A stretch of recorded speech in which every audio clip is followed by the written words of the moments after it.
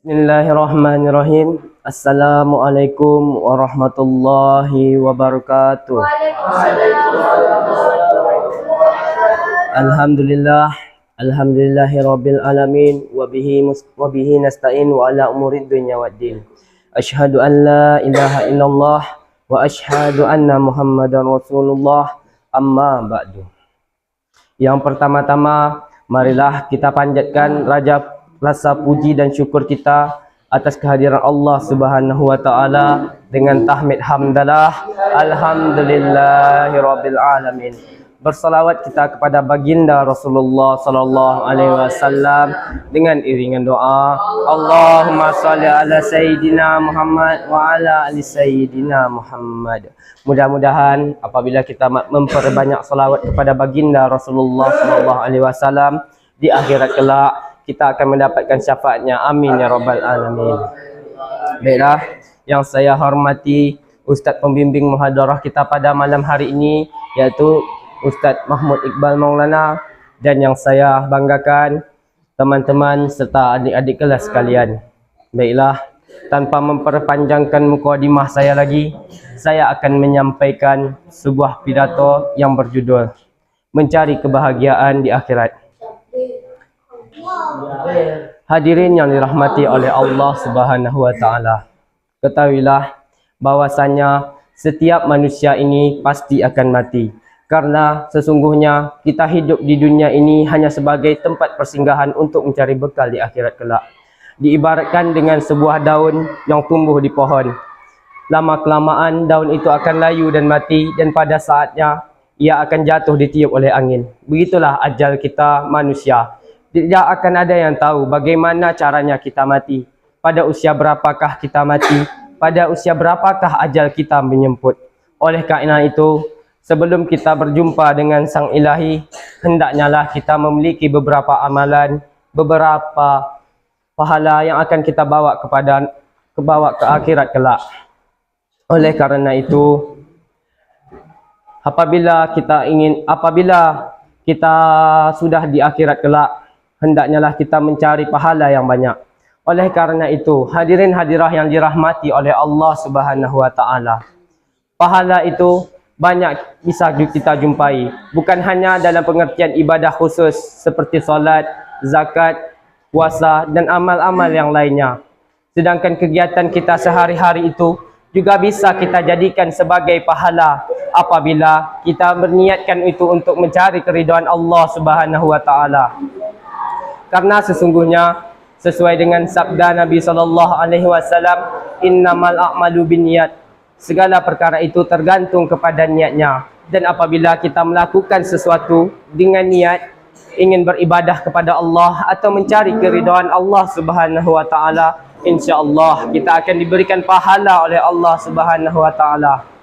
Oleh sebab itu, hadirin hadirahku yang sekalian yang dirahmati oleh Allah, luruskanlah niat kita di pondok pesantren ini.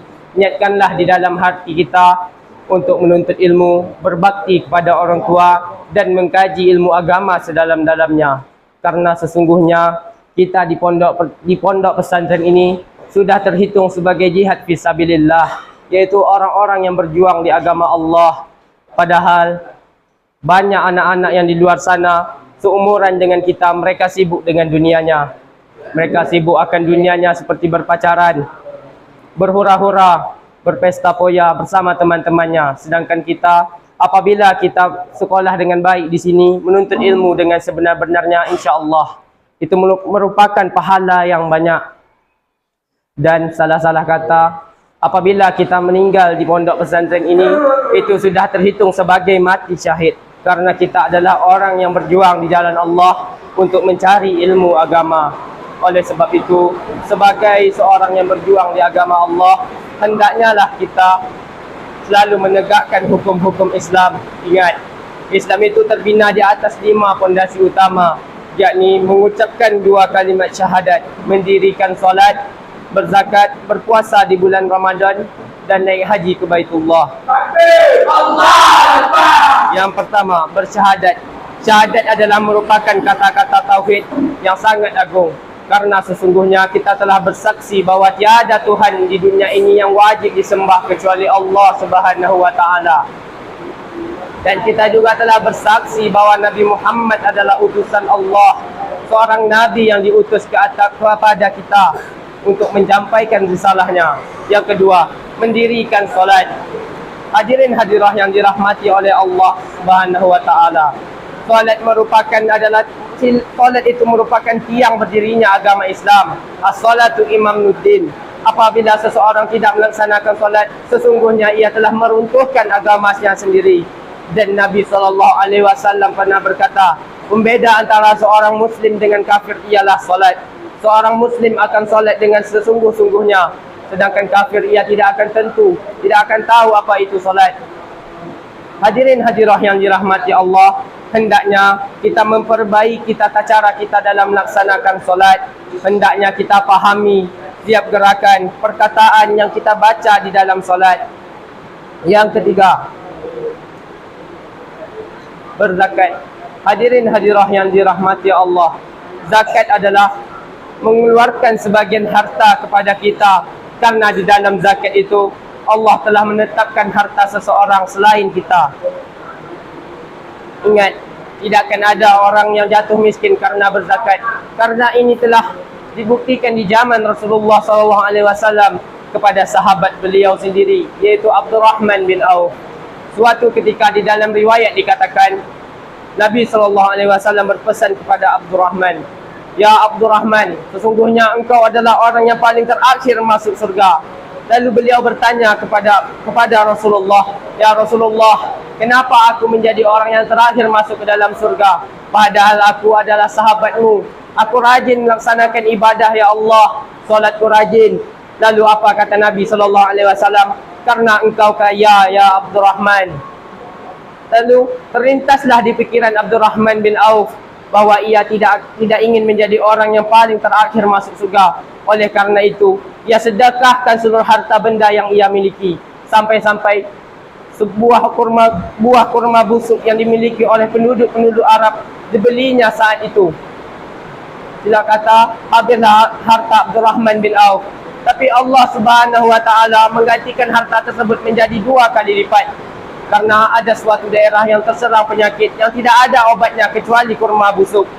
Dan di Mekah saat itu hanya ada satu orang yang memiliki buah kurma busuk sebanyak-banyaknya, yaitu Abdurrahman bin Auf.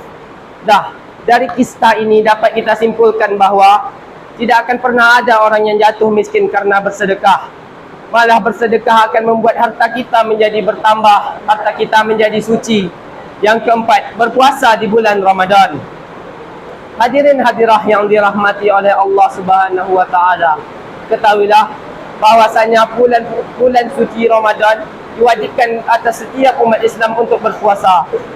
Berpuasa diwajibkan bagi setiap umat Islam pada tahun kedua Hijriah. Di dalam bulan puasa ini terdapat beberapa keistimewaan, yaitu malam Lailatul Qadar. Apabila seseorang mendapatkan malam Lailatul Qadar, itu sama halnya dengan ia telah beribadah selama 1000 bulan. 1000 bulan itu disetarakan selama dengan 82 tahun. Bayangkan, satu malam itu apabila kita menjumpai malam Lailatul Qadar, kita telah menyamai pahala sebanyak beribadah selama 82 tahun. Yang ketiga, naik haji ke Baitullah. Naik haji ke Baitullah bagi yang mampu itu bukan hanya bagi yang mampu dalam segi harta, namun mampu dalam segi perjalanan, mampu dalam menghadapi rintangan pergi ke tanah suci Mekah. Baiklah, cukup itu yang dapat saya sampaikan pada kesempatan malam ini. Saya akhiri, wabillahi taufiq wal hidayah. Wassalamualaikum warahmatullahi wabarakatuh.